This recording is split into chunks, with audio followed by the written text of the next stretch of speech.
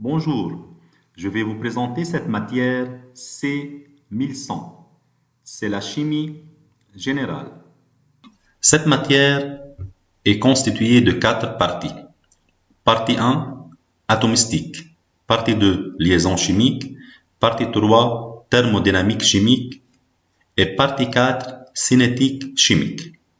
On va commencer aujourd'hui par la première partie, chapitre 1 et chapitre 2, atomistique et classification périodique des éléments. Dans ces deux chapitres, on va parler des atomes, de quoi constituer un atome, les caractéristiques d'un atome et surtout les propriétés électroniques. Puis, on va détailler le tableau périodique. De quoi constituer un atome? D'après le modèle de Rutherford, un atome est constitué d'un noyau situé au centre, dans lequel il y a protons et neutrons, et autour du noyau circulent les électrons. On connaît bien les particules constitutives de l'atome. Électrons, découvertes par Thomson, protons, découvertes par Rutherford, et neutrons, découverts par Jadwick. Voici les masses et les charges des électrons, de protons et de neutrons. À noter ici que la charge d'un neutron est nulle et la masse du proton est égale à 1837 fois la masse d'un électron. Et notons aussi que la masse d'un proton est à peu près égale à la masse d'un neutron. Un atome est représenté par l'écriture suivante. Nucléide. C'est quoi A? C'est quoi Z? Z, c'est le nombre de protons. Ou numéro atomique. A, c'est le nombre de nucléons ou nombre de masses. C'est la somme de Z et N. N, c'est le nombre de neutrons. Parfois, on trouve plusieurs atomes de même Z, mais de A différents. Ces atomes sont appelés isotopes et voici deux exemples, sur l'hydrogène et sur l'oxygène. Passons maintenant à la lumière. Il y a quelque chose qu'on appelle dualité de la lumière, c'est-à-dire la lumière peut être une onde ou un corpuscule. Tout d'abord, commençons par l'aspect ondulatoire de la lumière. Un rayonnement est assimilable à une onde. Et une onde est caractérisée par quoi? Par la longueur d'onde. Et par nu, la fréquence. Et on connaît bien la relation nu est égal C sur lambda. Nu, c'est la fréquence. C, c'est la vitesse de la lumière. 3×10 à la puissance 8 mètres seconde moins 1. Et lambda, c'est la longueur d'onde. Alors, nu est égal C sur lambda. Et nu en seconde moins 1 ou hertz. Passons maintenant à l'aspect corpusculaire de la lumière. Planck et Einstein ont dit que la lumière a une nature discontinue, c'est-à-dire que les échanges d'énergie entre la matière et le rayonnement s'effectuent par quantité discontinue, d'où le nom de quantum. Alors, un rayonnement lumineux est formé de graines de lumière, ce qu'on appelle photons. Et l'énergie d'un photon, E est égale H nu. Ça, c'est l'énergie d'un photon. Dans le cas de plusieurs photons, E est égal NH nu. On ajoute un N ici. Il s'agit du nombre de photons. Ici, dans le cas d'un seul photon, E est égal H nu. Et H, c'est constante de Planck, 6,62 10-34 joules fois seconde. Il y a quelque chose qu'on appelle effet photoélectrique. C'est quoi l'effet photoélectrique? Hertz a remarqué qu'une plaque métallique irradiée par une lumière de courte longueur d'onde émet un courant électrique, c'est-à-dire éjection d'électrons à la surface. Regardons ici. Lorsqu'il s'agit d'une plaque métallique, et il y a une quantité de lumière, c'est-à-dire H nu, qui irradie cette plaque métallique, Tout d'abord, il y a une quantité d'électrons arrachés de la plaque et déposés à la surface. Puis, il y a une quantité d'énergie, ce qu'on appelle énergie cinétique, qui est responsable de l'éjection des électrons de la plaque. D'où la relation H nu est égal à H nu 0 plus 1 demi mv2. Ça, c'est l'énergie de la lumière. Ça, c'est l'énergie d'arrachement. Puis, ça, c'est l'énergie cinétique. E0 est égal à H nu 0, c'est l'énergie nécessaire pour amener l'électron à la surface du métal avec une vitesse nulle. Et l'excédent, c'est-à-dire le reste de la quantité d'énergie lumineuse, c'est la quantité de l'énergie cinétique 1 demi mv2. Ce phénomène est appelé effet photoélectrique. Passons maintenant au modèle de Bohr. D'après Rutherford, les électrons circulent autour du noyau. Mais Bohr a dit que les électrons se trouvent autour du noyau sur des trajectoires, c'est-à-dire sur des niveaux ou sur des orbites. Comment il a prouvé ça? Voyons tout d'abord le spectre continu.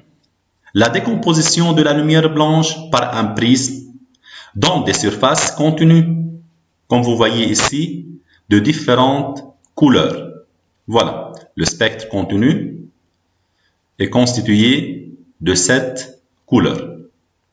Alors, si on va faire la même opération, mais cette fois-ci, on va utiliser un rayonnement émis par l'hydrogène, c'est-à-dire il y a de l'hydrogène. Dans ce cas-là, le spectre devient un spectre discontinu et pas un spectre continu. Et voici le spectre discontinu, ce qu'on appelle spectre d'émission de l'hydrogène. Et voici les propositions de Bohr. Qu'est-ce qu'il a dit Bohr d'après ces deux expériences précédentes? Les électrons d'un atome se déplacent sur certaines orbites. C'est-à-dire que les électrons se trouvent sur des orbites, sur des niveaux. Lorsque je dis orbite, c'est-à-dire niveau énergétique, c'est-à-dire couche énergétique. Et chaque orbite correspond à un niveau d'énergie. Et on a autour du noyau 7 niveaux énergétiques. Niveau 1, 2, 3, 4, 5, 6 et 7. L'énergie de l'électron est quantifiée, c'est-à-dire elle ne peut prendre que certaines valeurs déterminées. Voici le modèle de Rutherford et voici le modèle de Bohr. Et là, on voit bien que les électrons se trouvent sur des orbites ou niveaux ou couches énergétiques. Au cours de son déplacement sur une orbite, l'électron ne rayonne pas. C'est-à-dire l'électron, lorsqu'il se déplace sur l'orbite ou sur le niveau énergétique, ne rayonne pas. Son énergie ne varie pas. Il s'y stationne. C'est pourquoi ces orbites sont dites orbites stationnaires. L'état fondamental correspond à l'énergie minimale. L'état fondamental, c'est n égale 1. C'est la couche K. C'est la couche la plus proche du noyau, ou l'orbite la plus proche du noyau. L'électron rayonne lorsqu'il subit ce qu'on appelle une transition. Il y a deux cas. Soit absorption, soit émission. Lorsque l'électron s'éloigne du noyau, il s'agit de l'absorption de la lumière. Lorsque l'électron s'approche du noyau, il s'agit d'une émission de la lumière. Voici un exemple. Voilà le noyau et voilà les orbites ou les couches. Lorsque l'électron s'éloigne, absorption. Lorsque l'électron s'approche du noyau, émission. Et voici un exemple encore sur les différents niveaux. N égale 1, N égale 2, N égale 3, 4, 5, 6, 7, K, L, M, N, O, P, Q. Et voilà les différentes émissions possibles. C'est-à-dire lorsque l'électron s'approche du noyau. Le modèle de Bohr permet d'expliquer le spectre de l'atome d'hydrogène qui présente plusieurs séries de raies. Et dans ce cas-là, ces hypothèses permettent de retrouver le spectre d'émission de l'hydrogène. Maintenant, on va chercher la relation qui nous permet de calculer le rayon d'une orbite et l'énergie d'un électron.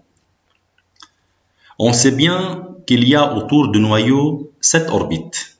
n égale 1, n égale 2, n égale 3, jusqu'à n égale 7.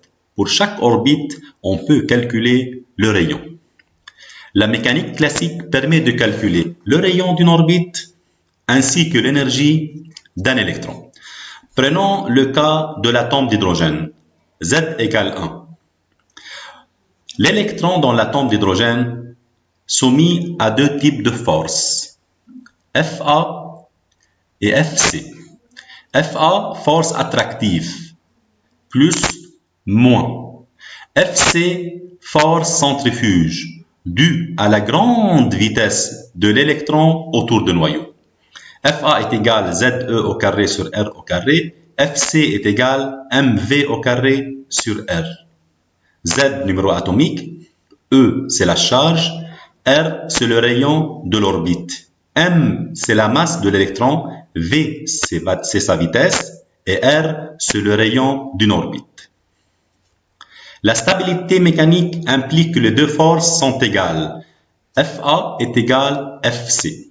Voilà l'égalité. Et on trouve R est égal E au carré sur mv au carré. Notons ici que Z égale 1, puisque c'est le cas de l'hydrogène. Le moment cinétique de l'électron est donné par mvr est égal nh sur 2pi. On trouve V est égal nh sur 2pi mr et V au carré est égal au quotient suivant. Maintenant, on va remplacer V au carré par sa valeur dans la relation R est égal E au carré sur mv au carré et on trouve R est égal à n au carré h au carré sur 4pi au carré me au carré. Voilà. C'est le rayon de l'orbite est égal n au carré nh au carré sur 4pi au carré me au carré. Maintenant, on va remplacer h au carré sur 4pi au carré me au carré par une constante k. Et dans ce cas-là, le rayon d'une orbite est égal kn au carré. Et c'est une relation applicable. C'est quoi k? K est égal 0,529 angstrom. 1 angstrom, c'est 10 moins 10 mètres. Et par suite, k est égal 0,529 10 moins 10 mètres. C'est quoi k? K, c'est le rayon de la première orbite de Bohr.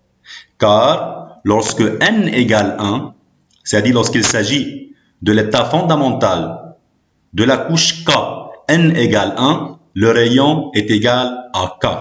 Et dans ce cas-là, K, c'est le rayon de la première orbite de Bohr. Il s'agit de l'état fondamental, la plus proche du noyau. N peut être égal 1, 2, 3, 4, 5, 6, 7. Et par suite, on peut calculer les rayons de chaque orbite. Maintenant, on va trouver l'énergie d'un électron.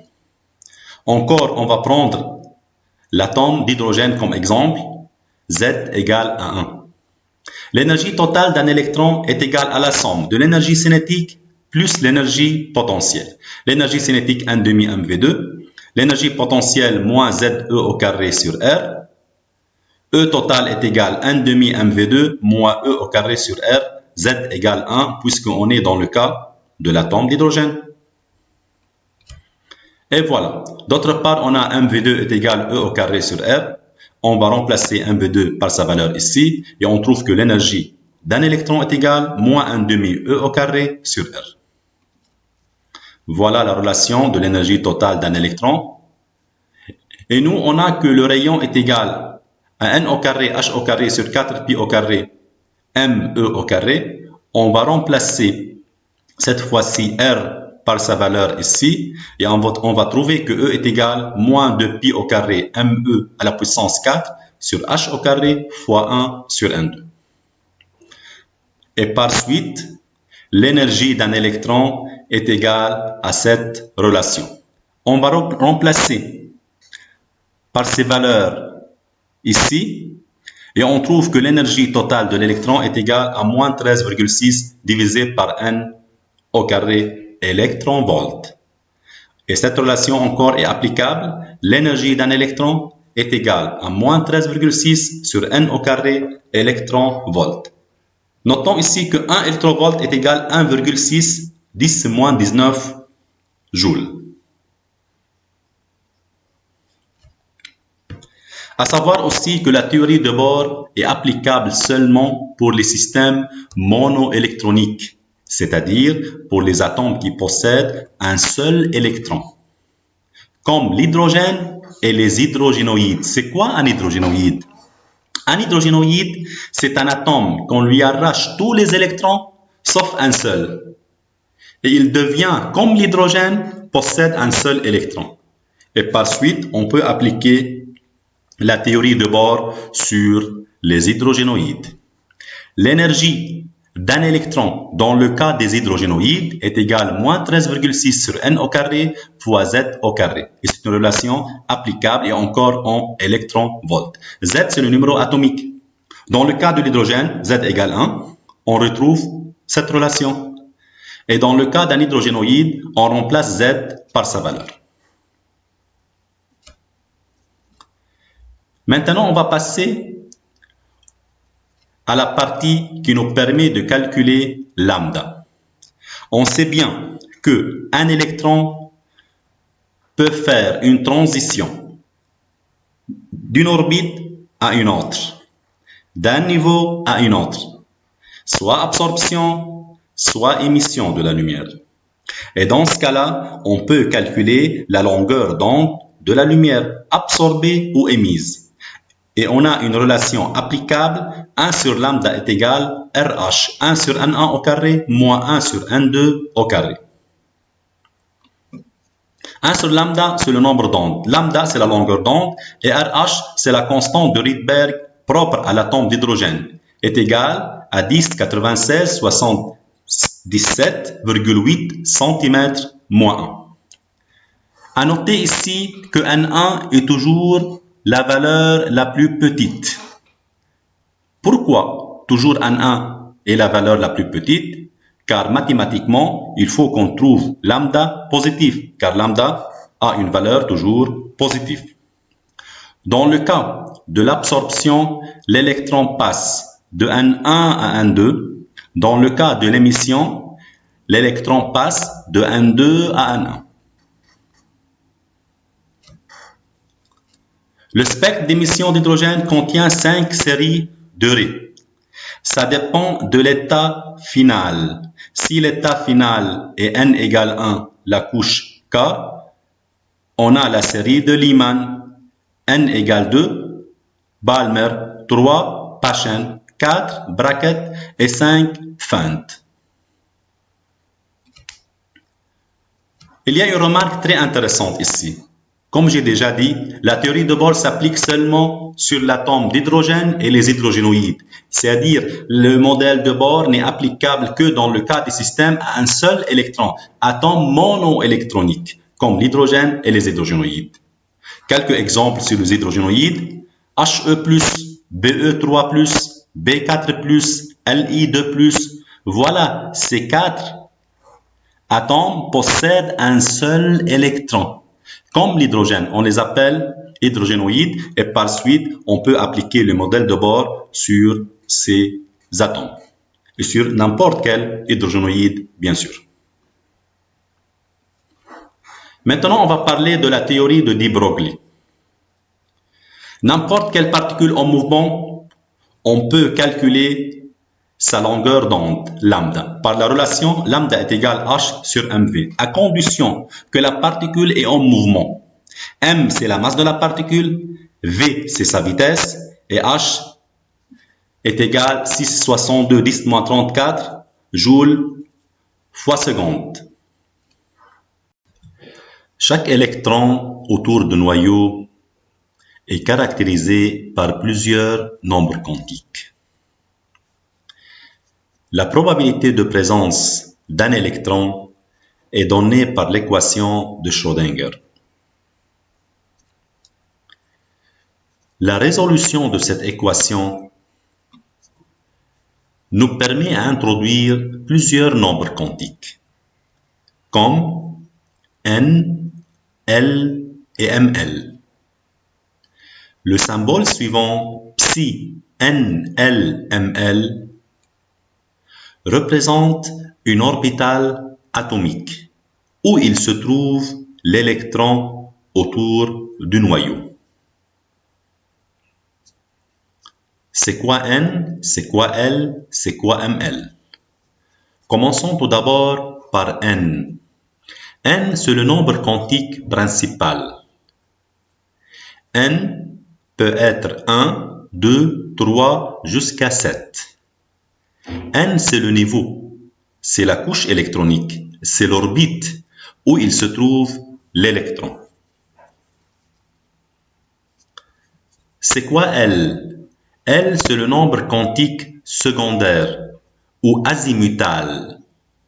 Mathématiquement, L compris entre 0 et n-1. L représente le sous-niveau où il se trouve l'électron. On a 4 sous-niveaux, S, P, D et F. Et on sait bien que S peut contenir maximum 2 électrons. P peut contenir maximum 6 électrons. D peut contenir maximum 10 électrons et F peut contenir maximum 14 électrons. Dans le cas où n égale 1, mathématiquement, L peut prendre seulement la valeur 0. Et dans ce cas-là, il correspond à sous-niveau S, et plus particulièrement 1S, puisqu'on est dans n égale 1. Lorsque n égale 2, dans ce cas-là, on a deux valeurs de L d'après la relation. L peut être 0 ou L peut être 1. Dans ce cas-là, on a deux orbitales, 2S et 2P. Dans le cas où n égale 3, L peut prendre, d'après cette relation, trois valeurs, 0, 1 et 2, c'est-à-dire 3S, 3P, 3D. Dans le cas où n égale 4, L peut prendre 4 valeurs, 0, 1, 2 et 3, c'est-à-dire 4S, 4P, 4D, 4F.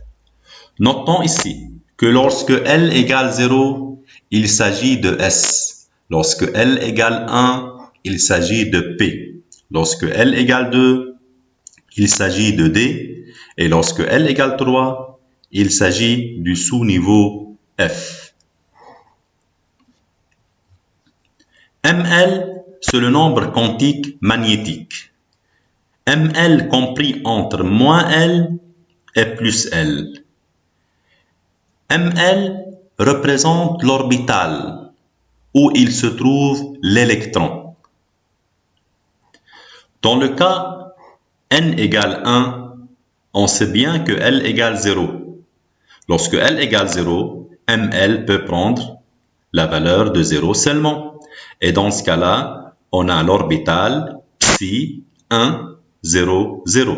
Voici 1, 0, 0. Il s'agit de 1S. Il a une forme sphérique. Lorsque n égale 2, on a deux valeurs de L. L égale 0, L égale 1. Pour L égale 0, ML égale 0. Pour L égale 1, ML entre moins 1 et plus 1, c'est-à-dire moins 1, 0, plus 1. Et on a 3 orbitales. Et voici les formes de Px, Py, Pz. À titre d'exemple, ce n'est pas à prendre par cœur. Lorsque n égale 3, on a trois valeurs de L, 0, 1 et 2. Et par suite, voici les valeurs de ML selon la relation ML entre moins L et plus L. Et voilà, lorsqu'il s'agit de L égale 1, c'est P. Et dans P, il y a 3 orbitales. Lorsqu'il s'agit de L égale 2, c'est D. Et dans D, il y a 5 orbitales. Et voici les différentes formes des orbitales de D. Et encore, ce n'est pas à prendre par cœur, c'est à titre d'exemple. Passons à n égale 4. n égale 4, on a 4 valeurs de L possibles, 0, 1, 2, 3. Prenons L égale 3. Quelles sont les valeurs de ML possibles? D'après la relation, ML entre moins L et plus L, c'est-à-dire ML peut prendre les valeurs entre moins 3 et plus 3, c'est-à-dire moins 3, moins 2, moins 1, 0, plus 1, plus 2, plus 3. Au global, on a 7 orbitales. Notons ici que l'orbital peut contenir seulement 2 électrons. Et puisque S peut contenir maximum 2 électrons, c'est-à-dire dans S, il y a une seule orbitale. P, c'est P6. Maximum, il peut contenir 6 électrons. Alors, puisque une orbitale peut contenir maximum 2 électrons, dans ce cas-là, dans P, il y a 3 orbitales. Pareil pour D, puisque D, c'est D10. Et une orbitale peut contenir 2 électrons maximum, alors il y a 5 orbitales dans D. Et dans F, c'est F14. Puisque F peut contenir maximum 14 électrons, et une orbitale peut contenir maximum 2 électrons, alors dans F, il y a 7 orbitales. Il y a un dernier nombre quantique de spin qui s'appelle MS. Il définit l'orientation de l'électron, soit vers le haut, soit vers le bas. Notons ici qu'un électron est représenté par une flèche. Voilà, ça c'est un électron. Et le nombre quantique de spin MS peut être soit plus 1,5, soit moins 1,5, suivant l'orientation de l'électron. Et voilà, on a parlé de 4 nombres quantiques, N, L, ML et MS, qui caractérisent chaque électron. Il y a une remarque très importante. Dans un atome donné, 2 électrons ne peuvent pas être caractérisés par le même nombre quantique, N, L, ML et MS. Alors, autour du noyau, il y a des niveaux. Dans chaque niveau, il y a des sous-niveaux, S, P, D ou F, caractérisés par L. Dans chaque sous-niveau, il y a des orbitales, caractérisées par ML. Dans S, il y a une orbitale atomique. Dans P, il y a 3 orbitales atomiques. Dans D, il y a 5 orbitales atomiques. Dans F, il y a 7 orbitales atomiques. Et dans chaque orbitale, il y a 2 électrons maximum. Passons maintenant à la configuration électronique. C'est la répartition des électrons dans les différents sous-niveaux d'énergie. Il y a plusieurs règles à respecter ici. Commençons par le principe d'exclusion de Pauli. Tout d'abord, il faut noter bien que une orbitale atomique est représentée par un tiré. Comme vous voyez ici, un tiré, c'est une orbitale atomique. C'est une représentation. Et un électron représenté par une flèche. D'après le principe d'exclusion de Pauli, une orbitale atomique peut comporter au maximum 2 électrons de spin opposés, un électron vers le haut et un électron vers le bas. C'est-à-dire, si cet électron a une ms plus 1 demi, cet électron a une ms moins 1 demi de spin opposé. La règle de Hund. Dans une sous-couche électronique, les électrons occupent le plus grand nombre d'orbitales atomiques possible. Prenons cet exemple. Si on a un atome qui se termine par 2p, on connaît bien que P contient 3 orbitales. Et on a 2 électrons sur P, par exemple. Comment on va répartir les 2 électrons? On a plusieurs possibilités. Ça, c'est la première possibilité, deuxième possibilité, troisième possibilité, etc. Voilà. D'après la règle de Hund, il faut répartir le maximum des électrons sur le plus grand nombre d'orbitales. Alors, dans ce cas-là, il faut mettre un électron par orbital. Il faut remplir le maximum d'orbitales. Puisqu'on a 2 électrons, on va mettre un ici et un ici. Et la forme la plus stable, lorsque les électrons sont de même spin, c'est-à-dire soit vers le haut, soit vers le bas. On n'a pas le droit de remplir maximum l'orbital ici et laisser les 2 autres orbitales vides, ou de mettre les électrons sur 2 orbitales de spin opposé. On remplit de cette façon un électron, un électron, un électron du même spin. S'il y en a encore des électrons, on remplit le reste dans le sens opposé, vers le bas, vers le bas, vers le bas. Principe de stabilité maximale. Occupation du niveau énergétique le plus bas. Voilà les diagrammes énergétiques. On connaît bien qu'il faut remplir les électrons du niveau le plus bas, c'est-à-dire 1s, 2s, 2p, etc. Et là, il faut parler du règle de Kleczkowski. Voilà la règle de Kleczkowski et comment on remplit la configuration électronique, c'est-à-dire comment on répartit les électrons sur les niveaux et les sous-niveaux. Voilà les parallèles. On commence 1s2, 2s2, 2p6, 3s2, 3p6, 4s2, 3d10, 4p6, 5s2, 4d10, 5p6, 6s2, etc. Prenons quelques exemples. Par exemple, si on prend le soufre S16, Z égale 16, le nombre d'électrons ici, c'est 16, puisque le soufre est neutre, n'est pas chargé. Voilà, Z égale 16, d'après la règle de Kleczkowski, 1s2, 2s2, 2p6, 3s2, 3p4, 2, 2, 4, 6, 10, 12, 16. Voilà. Au total, on a 16 électrons. Il y a 10 électrons de cœur. Ces électrons, on les appelle électrons de cœur car ils se situent entre le noyau et les couches de valence.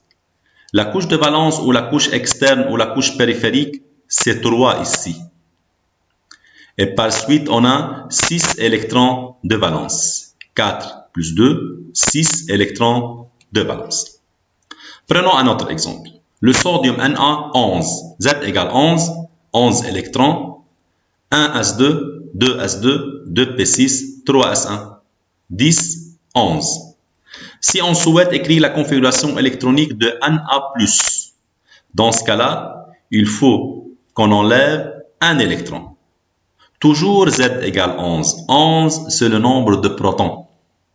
Ici, le nombre de protons, ce n'est pas la même que le nombre d'électrons, puisque Na est chargé. Ici, le nombre d'électrons, c'est 10. Alors, on enlève un électron de la couche de valence, c'est-à-dire la configuration électronique de Na+ devient 1s2, 2s2, 2p6. Prenons un exemple, Ni28, le nickel. 1s2, 2s2, 2p6, 3s2, 3p6, 4s2, 3d8. La configuration se termine par D.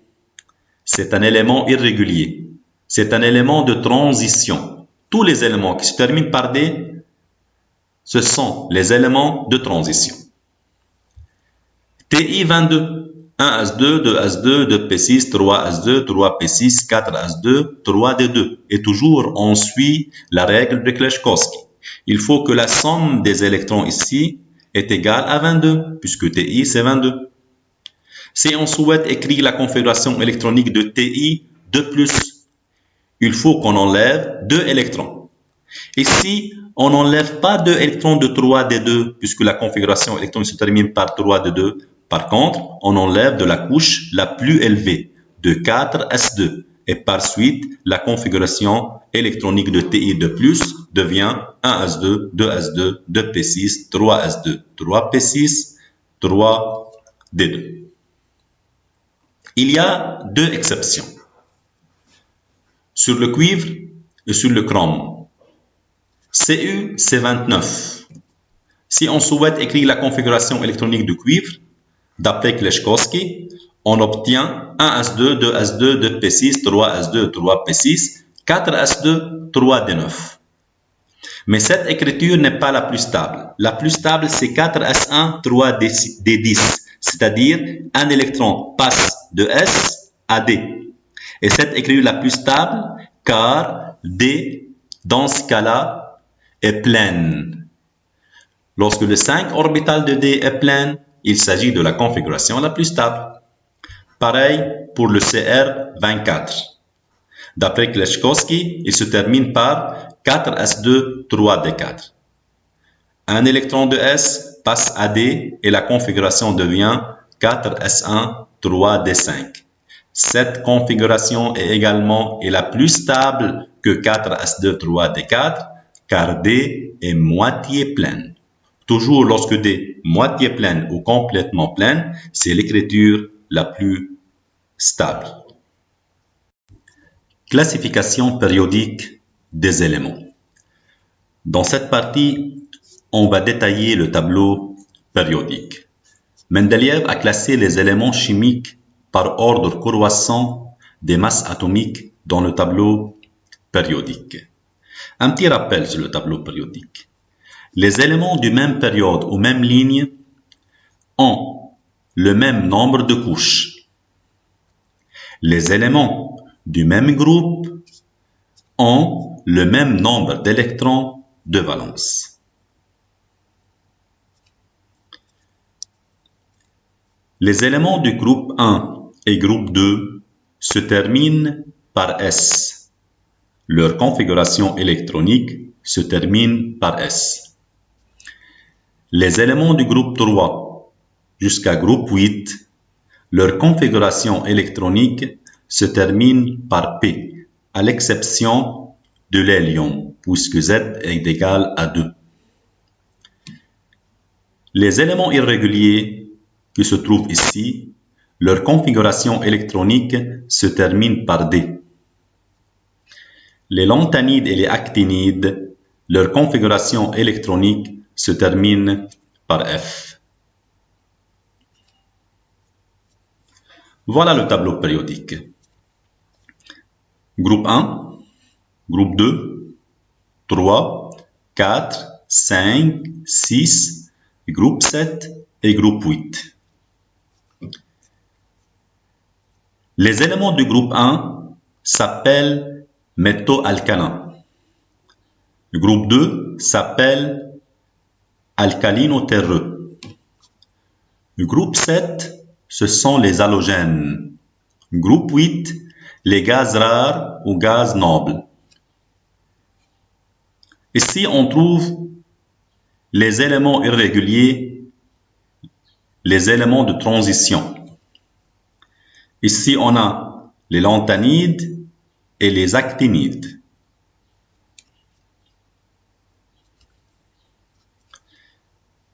Tous les éléments tendent à acquérir la règle de l'octet.